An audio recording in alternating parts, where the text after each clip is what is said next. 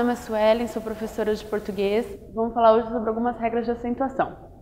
Os acentos geralmente servem para marcar a sílaba tônica que tem dentro de uma palavra. Mas alguns acentos não têm relação com a fonética, eles servem para fazer a diferença entre uma palavra e outra. Por isso eles são chamados de acentos diferenciais. Não vai haver nenhuma mudança na maneira de pronunciar a frase.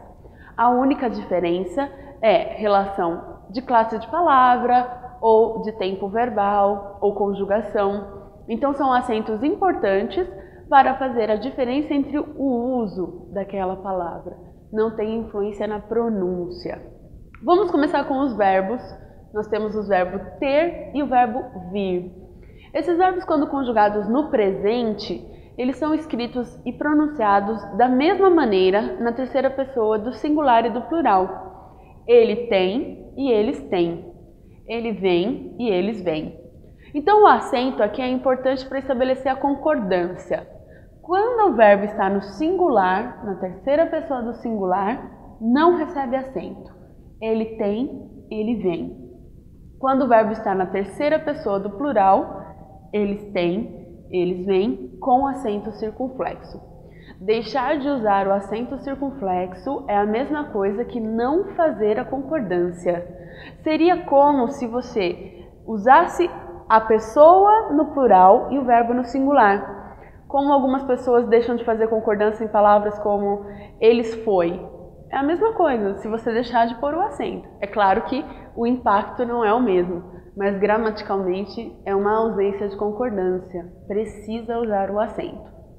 A mesma coisa vai acontecer com os verbos derivados, manter e intervir. O verbo derivado segue a mesma conjugação que o seu verbo de origem. Então, ele mantém, eles mantêm. Ele intervém, eles intervêm. Qual é a diferença aqui, o acento agudo e o acento circunflexo? Quando você diz a palavra mantém, aqui eu tenho uma oxítona terminada em "em", que recebe acento. A mesma coisa aqui, intervém, uma oxítona terminada em "em". Então, usa-se o acento agudo. Eles mantêm e eles intervêm no plural, usa o acento circunflexo, como acontece nos verbos originais ter e vir. Então, em verbos como manter, deter, entreter, intervir, sempre vão seguir a mesma regra que o verbo ter e o verbo vir, e por isso devem receber acento.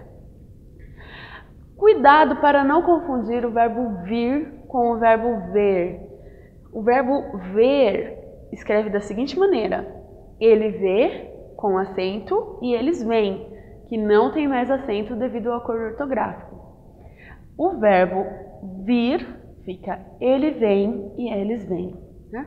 São palavras que têm a mesma pronúncia, olha aqui, vem, né? Então, são palavras que têm a mesma pronúncia, porém, são escritas de maneira diferente e precisa ter atenção. Outro tipo de acento diferencial é com o verbo poder, para indicar a mudança de tempo, tempo verbal. No presente, ele pode me ajudar.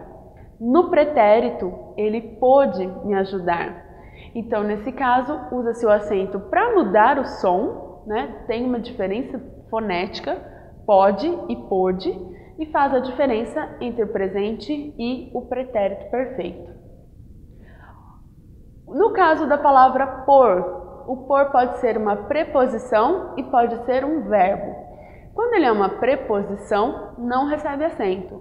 Quando é um verbo, recebe acento. Já passamos por esse lugar. Aqui é o por, funcionando como uma preposição, né, entre o verbo passar e o adjunto adverbial. Vamos pôr um vaso nessa mesa. Aqui é o verbo pôr no sentido de colocar e por isso ele recebe o acento. Com as mudanças do acordo ortográfico, muitos acentos diferenciais foram eliminados da língua portuguesa. Esses que eu mostrei até agora foram os que permaneceram, os que não se alteraram. O que não se usa mais? Para, como verbo, antes tinha um acento diferencial, agora se escreve sem acento, para de falar.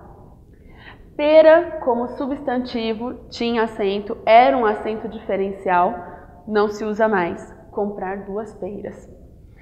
Polo, de polo norte, polo aquático, também era um acento só diferencial, não se usa mais. E pelo, ela descoloriu o pelo, né? Essa palavra não recebe mais acento. Pode observar que todas elas são paroxítonas e com as terminações que não são acentuadas. Então esses não eram acentos fonéticos, eram acentos diferenciais que foram eliminados com o novo acordo da língua portuguesa, porque a outra palavra já é pouco usada e não precisa então mais fazer diferença entre uma e outra. Quando houver dúvida sobre acento, sempre consulte o VOLPE, que é o Vocabulário Ortográfico da Língua Portuguesa, no site da Academia Brasileira de Letras. Por hoje é só, muito obrigada e até a próxima.